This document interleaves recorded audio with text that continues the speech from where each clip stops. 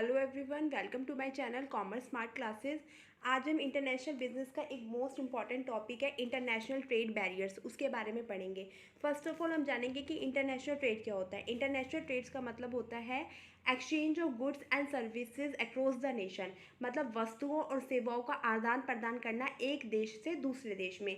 अब बैरियर्स का मतलब क्या होता है? रिस्ट्रिक्शन। रिस्ट्रिक्शन मतलब क्या होता है? रुकावटें या बाधाएं। जब वस्तुओं का आदान प्रदान एक देश से दूसरे देश में किया जाता है तो उसमें कुछ रुकावटें, कुछ बाधाएं लगा दी जाती हैं, जिन्हें इंटरनेशनल ट्रेड बैरियर्स कहते हैं।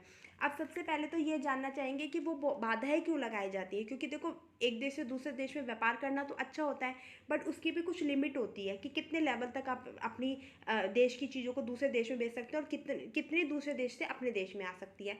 तो बैरियर्स क्यों लगाए जाते हैं? हर एक देश होता है, वो चाहता है कि उसके पास ज़्यादा से ज़्यादा फॉरेन करेंसी हो। फॉरेन करेंसी अब कब आएगी? जब आप ज़्यादा से ज़्यादा एक्सपोर्ट करोगे और इंपोर्ट होगा वो आपकी कंट्री में कम होगा। अब इंडिया है,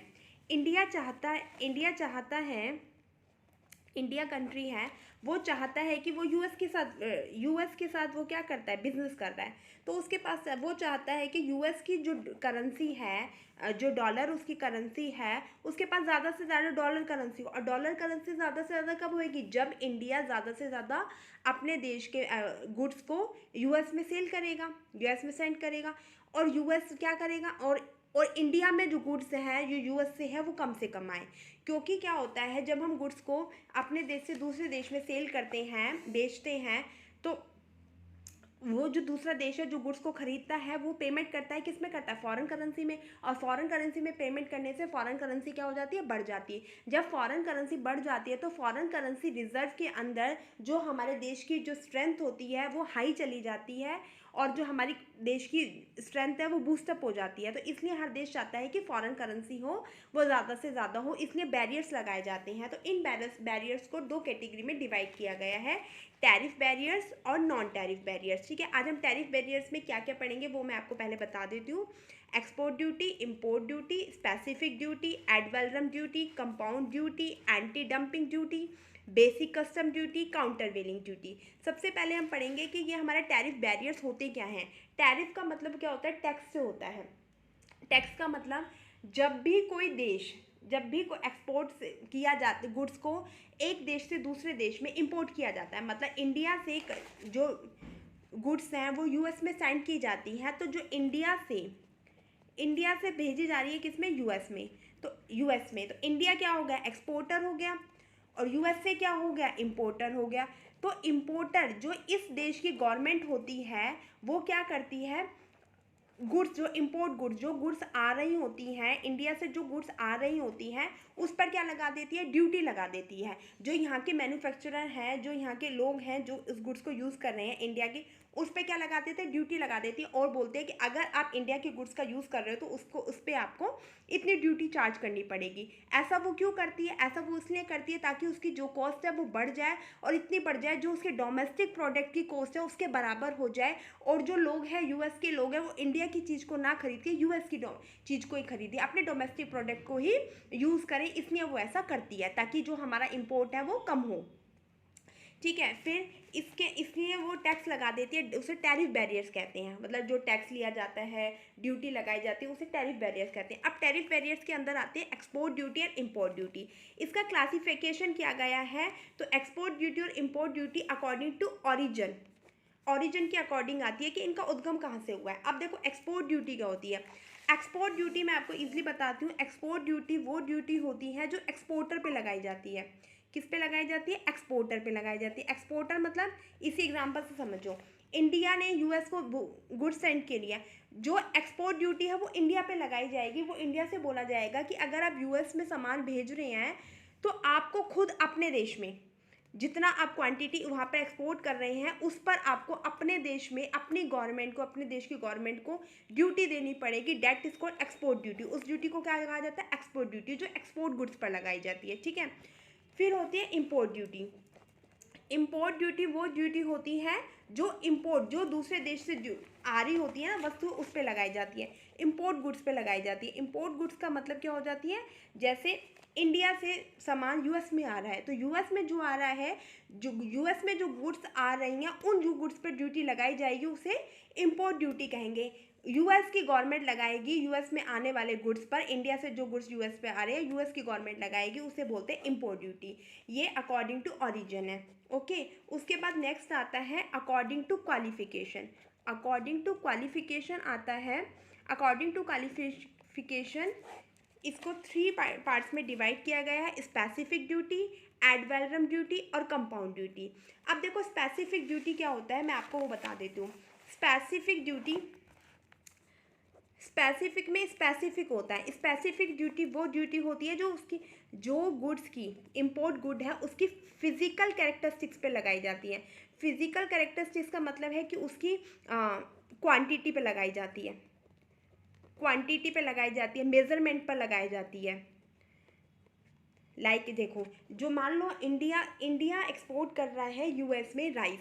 अब राइस जब एक्सपोर्ट कर रहा है, राइस एक्सपोर्ट कर रहा है, तो जो यूएस वाले हैं वो कहेंगे कि अगर आप 100 ग्राम राइस खरीद रहे हैं इंडिया से, अगर 100 ग्राम राइस आ रहे हैं तो उस पर आपको 10% ड्यूटी देनी पड़ेगी। उसे स्पेसिफिक ड्यूटी कहती है, जो कि उसकी क्वांटिटी पे लग गई कि 100 ग्राम आ रहा है तो 10% देनी पड़ेगी, 500 ग्राम आ रहा है तो इतने % देनी पड़ेगी, जो ग्राम, किलोग्राम, लीटर, मीटर इन सब पे लगती है, उसे हम स्पेसिफिक ड्यूटी कहते हैं। ओके, अब उसके बाद नेक्स्ट आती है एड वैलोरम ड्यूटी।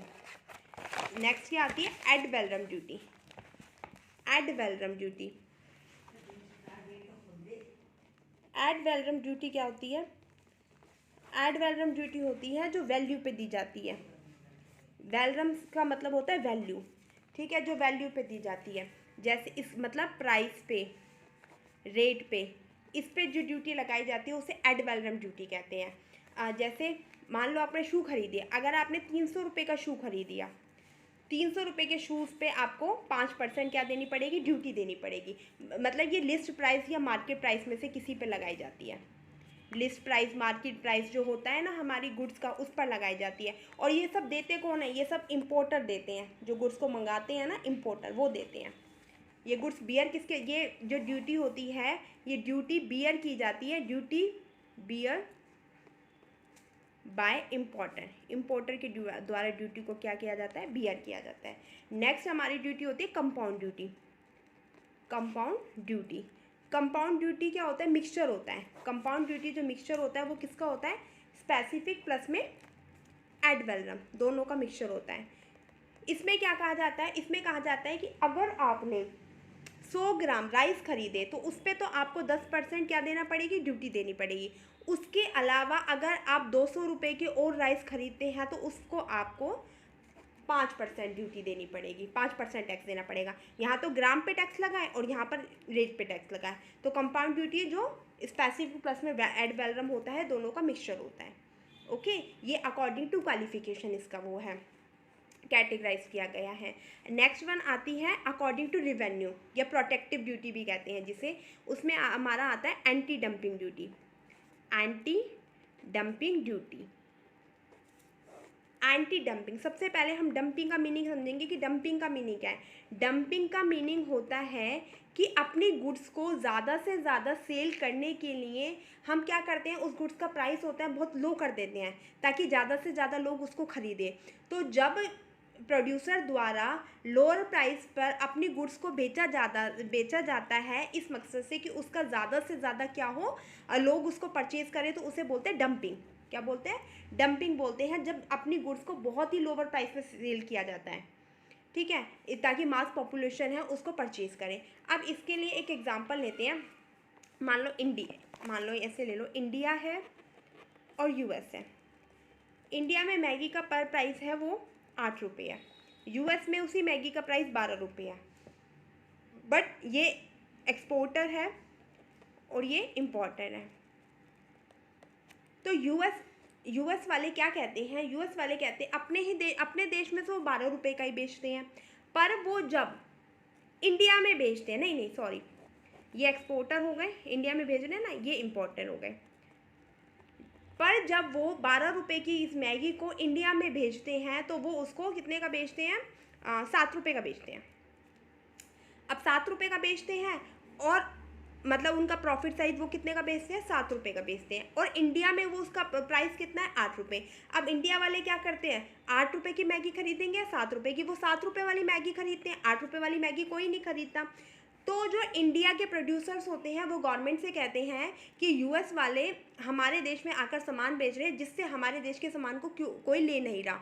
तो गवर्नमेंट कहती है कि आपके देश के सामान को क्यों कोई नहीं ले रहा, तो वो कहते हैं कि वहाँ पर जो 12 रुपये की मैगी है, हमारे इंडिया में ये 7 रुपये की बेची जा रही है, और हमारे इंडिया में उसका प्राइस 8 रुपये है, 1 रुपये का डिफरेंस है। तो वो कहते हैं कि आप भी अपनी मैगी का प्राइस 8 रुपये ही रख दीजिए, 7 रुपये ही रख लीजिए। तो वो कहते हैं कि नहीं, हम लॉस में अपनी चीज़ों को नहीं बेच सकते। तो ऐसे में क्या करते हैं, जो इंडिया की गवर्नमेंट है, ये एक्सपोर्टर था, ये इम्पोर्टर है, तो इंडिया की जो गवर्नमेंट है वो क्या करती है, इस पर ड्यूटी लगा देती है, ड्यूटी लगा देती है, ताकि लोग इंडिया में बने प्रोडक्ट को ही खरीदे। तो उस ड्यूटी को एंटी डंपिंग ड्यूटी कहती है। एंटी डंपिंग ड्यूटी, डंपिंग मतलब क्या है, अपनी गुड्स को ज़्यादा से ज़्यादा बेचना लोअर प्राइस पर। तो उस चीज़ से बचने के लिए उस पर क्या लगाई जाती है, एंटी डंपिंग ड्यूटी लगाई जाती है, और एंटी डंपिंग ड्यूटी के अंदर उसका प्राइस 8 रुपये लिया जाता है उससे।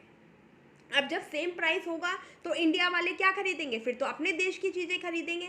तो उस चीज़ से बचने के लिए, उस इंपोर्ट को कम करने के लिए उस डंपिंग ड्यूटी पे एंटी डंपिंग ड्यूटी लगा दी जाती है। उसके बाद एक आता है basic custom duty. Basic custom duty के अंदर क्या होता है, हर किसी चीज़ की ना, हर किसी कॉमोडिटी की जो रेट होता है, टैक्स होता है, वो फिक्स होता है। कि मतलब अगर आप फिक्स होता है, अगर 5 लाख की आप कार खरीदोगे, इंपोर्ट करोगे मतलब, तो आपको 10% टैक्स देना पड़ेगा।